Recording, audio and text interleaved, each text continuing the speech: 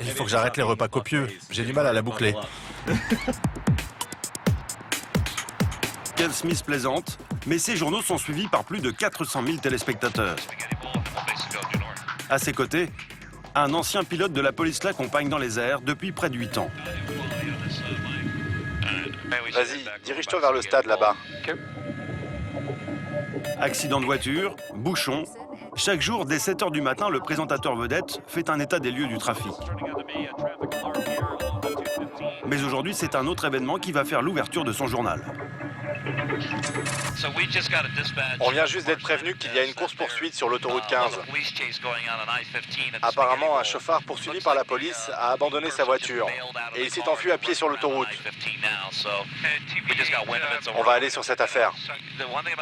Ce métier, c'est toujours comme ça. Tu ne sais jamais ce qui va se passer. D'une seconde à l'autre, ça change. Grâce à son hélicoptère, le journaliste peut traverser la ville en moins de 2 minutes.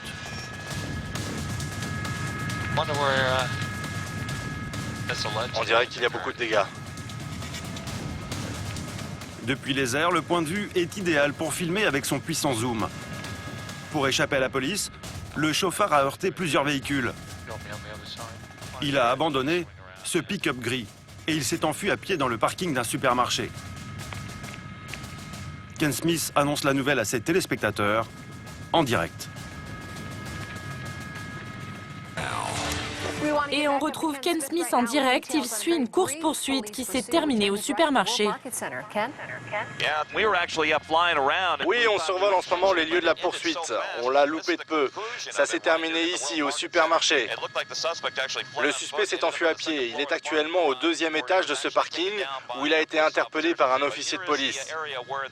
C'est là que la course-poursuite s'est arrêtée. Et croyez-le ou non, je ne sais pas qui était dans ce véhicule, mais il a eu de la chance. Il a traversé ces 8 voies à pied sans être heurté par une voiture. Et regardez maintenant, c'est là que tout a commencé. Vous pouvez voir des officiers de police et les dommages que le suspect a provoqués sur les véhicules d'autres conducteurs. Apparemment, il avait heurté au moins 2 autres voitures. Arrêté par la police, le fugitif légèrement blessé est transporté à l'hôpital avant d'être incarcéré. Pour délit de fuite, il risque 10 ans de prison. Pendant plus d'1 heure, Ken Smith enchaîne les directs. Pour lui, c'est la routine. Aux États-Unis, les affaires sensationnelles comme celle-ci sont quasi quotidiennes. Accidents, bagarres, arrestations musclées. À bord de leurs hélicoptères, les journalistes américains traquent tous les jours les délinquants de la route. Le dernier fait divers qui a tourné en boucle sur les écrans, c'est cette course-poursuite particulièrement violente dans les rues de Los Angeles. Regardez-moi ça! Dans cette voiture volée, le conducteur, pris en chasse par la police, prend tous les risques. Il finit par perdre le contrôle de son véhicule, mais sa course folle ne s'arrête pas là.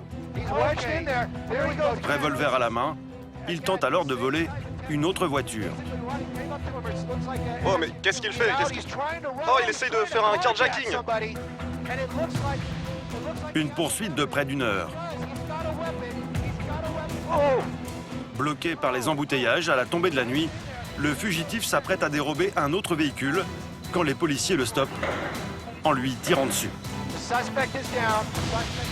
Hospitalisé, l'individu a survécu à ses blessures et il attend aujourd'hui son procès. Il risque 28 ans de prison.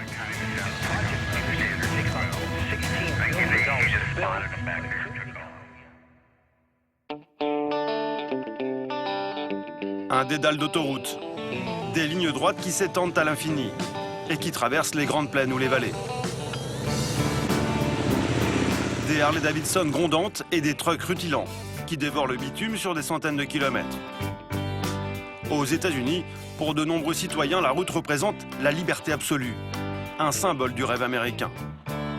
Avec plus de 800 véhicules pour 1000 habitants, l'Amérique est le pays le plus motorisé au monde. Mais c'est aussi le pays occidental où les routes sont les plus dangereuses. Plus de 6 millions d'accidents par an, un toutes les 10 secondes, dont 35 000 mortels. Dans l'Arizona, nous avons filmé le quotidien des officiers de la Highway Patrol, l'unité de police spécialisée dans les délits routiers. De la méthamphétamine. C'est illégal. C'est fabriqué de manière clandestine. Ici, on ne rigole pas avec la sécurité routière. On peut même aller en prison pour une simple amende impayée. Depuis quelques années, un nouveau fléau frappe les grandes métropoles américaines. Le road rage, des automobilistes qui règlent leur compte à coups de revolver. Ouais, je te braque avec mon putain de flingue. Il m'a tiré dessus à 2 reprises, directement dans la tête. Pour lutter contre ces nouveaux délinquants de la route, les autorités organisent dans les lycées des mises en scène choquantes, des campagnes de prévention à gros budget. Je voulais que les jeunes voient ce qui arrive quand quelqu'un fait une bêtise sur la route. Ça peut être fatal. À Los Angeles, nous partirons également à la rencontre de ces paparazzis qui ont fait un business de ces accidents de la route. Howard et Austin sont jumeaux. La nuit, avec leurs caméras, ils multiplient les patrouilles pour filmer des accidents spectaculaires. Je ne veux pas que vous filmiez. J'ai le droit de filmer, on est sur la voie publique. Je ne veux pas voir ma maison à la télévision. Enquête au cœur des grandes routes américaines.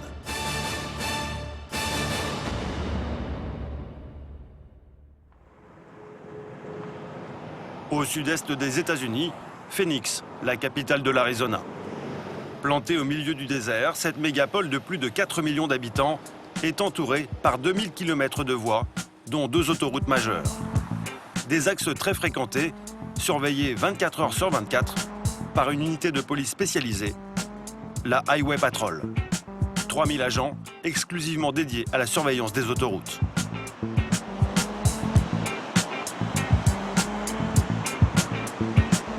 Il est 7 heures du matin.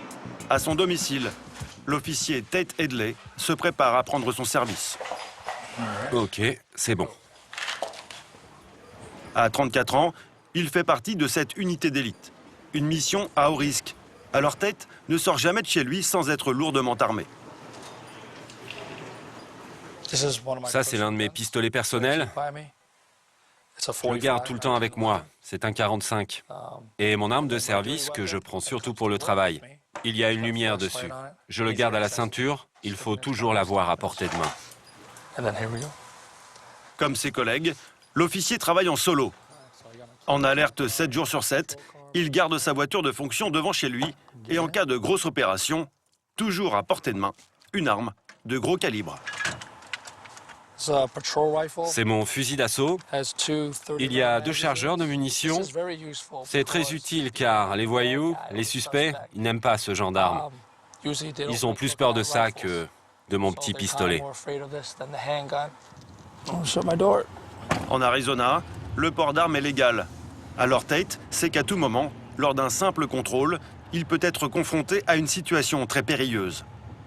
Sur son secteur, une autoroute est d'ailleurs réputée pour être l'une des plus dangereuses du pays, l'Interstate 10. 240 km de bitume entre Phoenix et la Californie voisine. Il y a 5 ans, cet axe à grande vitesse a enregistré un triste record, 85 morts la même année. Tate Headley vient tout juste de prendre son service et déjà, un premier accident.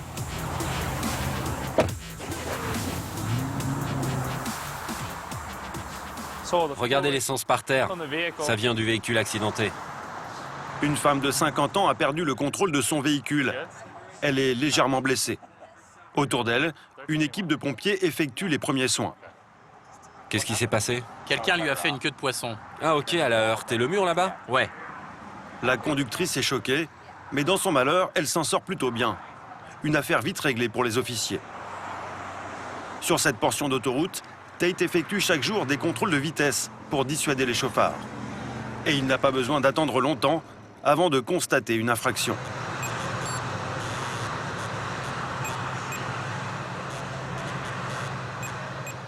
On va aller choper cette voiture. Je l'ai flashée à 134 km/h. 134 au lieu des 120 autorisés. Une infraction qui peut paraître minime, mais aux États-Unis, les officiers de la Highway Patrol ne plaisantent pas avec la vitesse au volant. Un automobiliste attrapé à plus de 136 km/h risque 30 jours de prison. Bonjour, Highway Patrol. Cette conductrice échappe de peu à une incarcération. Vous savez pourquoi je vous arrête? Vous rouliez à 134 km/h. À 2 km/h près, vous alliez en prison. Pour avoir roulé à 14 km/h au-dessus de la vitesse autorisée, l'amende est de 180 €. La jeune femme perd 3 points sur son permis de conduire. Le système est comparable à celui qui existe en France. Pour Tate, c'est un cas classique. Et s'il est aussi intransigeant, c'est qu'en Arizona, lui et ses collègues en voient de toutes les couleurs.